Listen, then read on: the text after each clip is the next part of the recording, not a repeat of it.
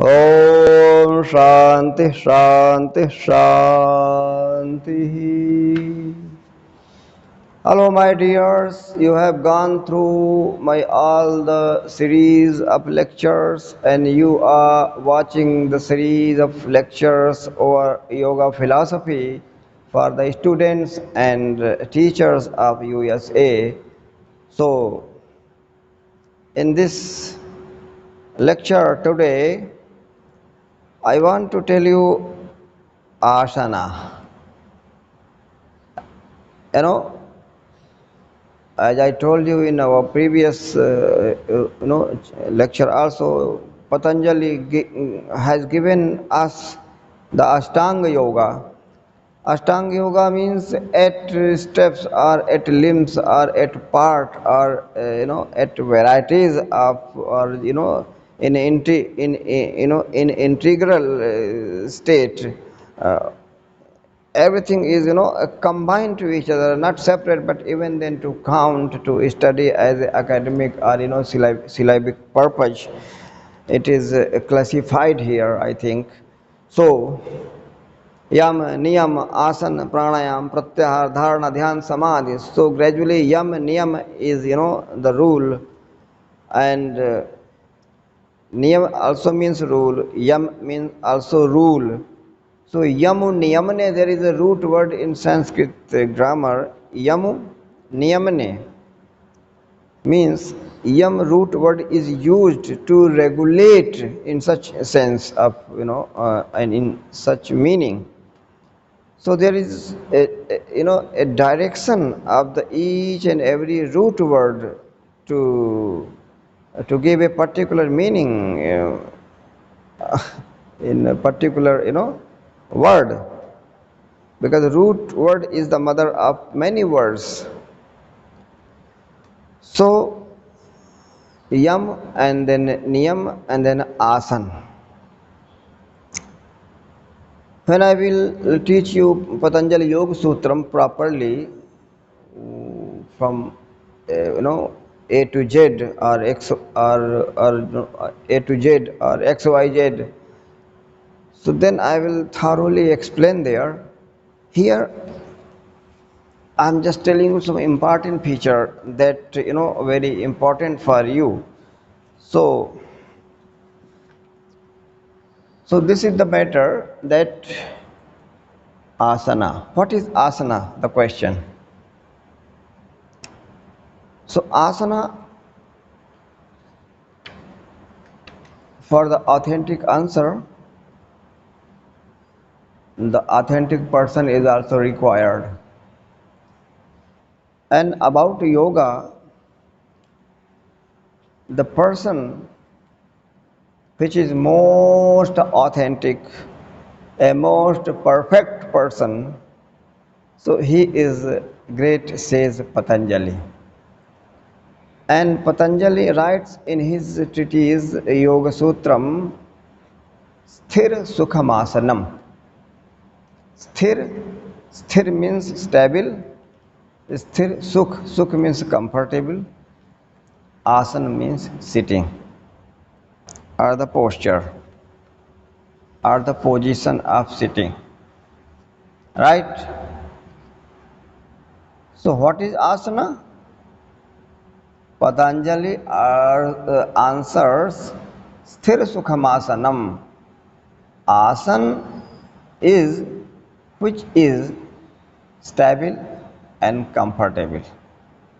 Because if sitting in any particular posture, if you are not comfortable, then you can't be stable also. So stability is based on the comfortability. If there will be agitation and there will be movement, vacillation, so stability will be destroyed. And when stability is destroyed, that means there is most uncomfortability. Because in uncomfortable state, stability is not possible. The possible, not at all. Not at all.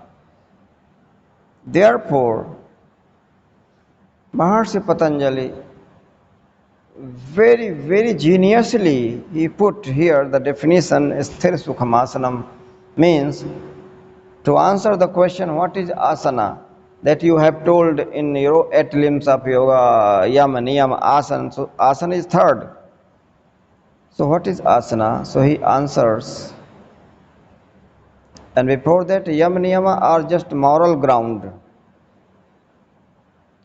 So if morally your ground is not so strong, so how can you be stable and how can you be comfortable? And if you can't be comfortable, then you can't be stable also. And if you can't be stable, so that means you can never be yogi. So stability, he uses the word very geniusly because stability of mind is included here. He is not talking just, you know, the sitting postures. Any posture, any sitting which is not comfortable, you cannot sit longer. So to sit longer and longer, the comfortability is must. And comfortability comes by stretching.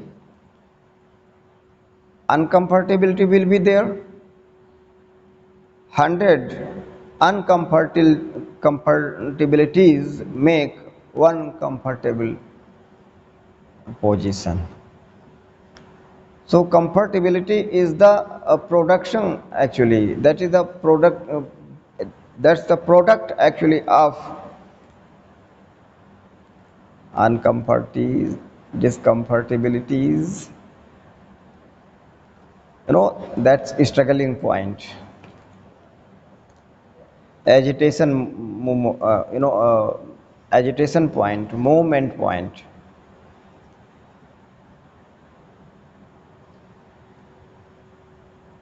So stability and comfortability is a must to go inward, to be introvert, to be meditative. Therefore, from the starting, first he tells the ground of, the comfortability, asana, and here he tells the comfortability as well as stability, not of the body, but also of mind. There is no clarification is given by Maharshi Patanjali because when I address anyone, Mr. You, Mr. C, Mr. He, Mr. Me, so that means there is body also, there is soul also, eyes also, ear also. We are the composition of so many things. So when I address you, Mr. You, then it means I address each and everything that is inclusive in you. So this is the point. So here asana, the comfortable, not only the comfortable posture, the comfortable and stable state of mind is asana, right? It's not any hyper. No, no hyper. So this is yoga actually. This is the third step of yoga, Ashtanga yoga. When I say yoga, that means Ashtanga yoga. Yoga is spoken in a brief. So stability and comfortability are the posture as well as the mind are in mental state is asana. Clear?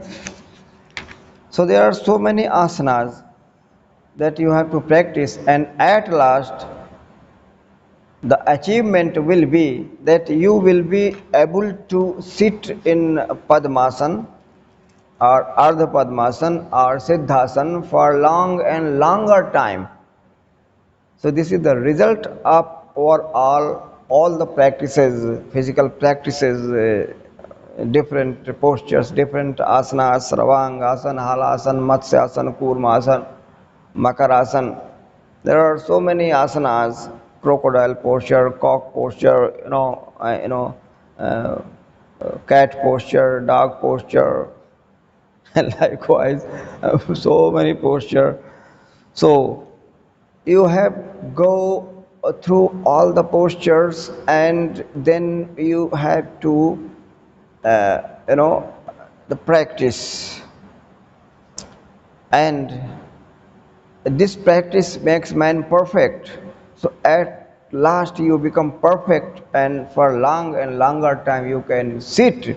And when you can sit, so this comfort, the state of comfortability in sitting, this comfortability is the mother of stability, and that stability leads us to higher dimension of you know spirituality that is not actually expressible in the words.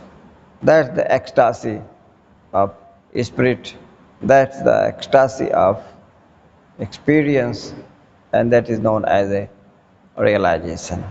So there are so many asanas, cultural asanas, relaxing asanas, meditative asanas. So academically or syllabically it is classified that culture, all the asanas are culture. Yeah, but they have defined because of meditative posture and some relaxing posture, or some hard and jerking and hard working posture also. So hard, soft, and very cool. So likewise, it is classified here. So it is not any problem.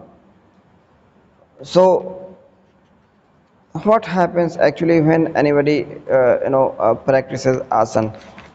And one very important thing I am missing here, danda kriya. You know, the wrestlers push over, push up, makes push up, push up. So that is called danda kriya in Hindi. In Sanskrit, danda kriya is the composition of two postures, parvatasan and bhujangasan.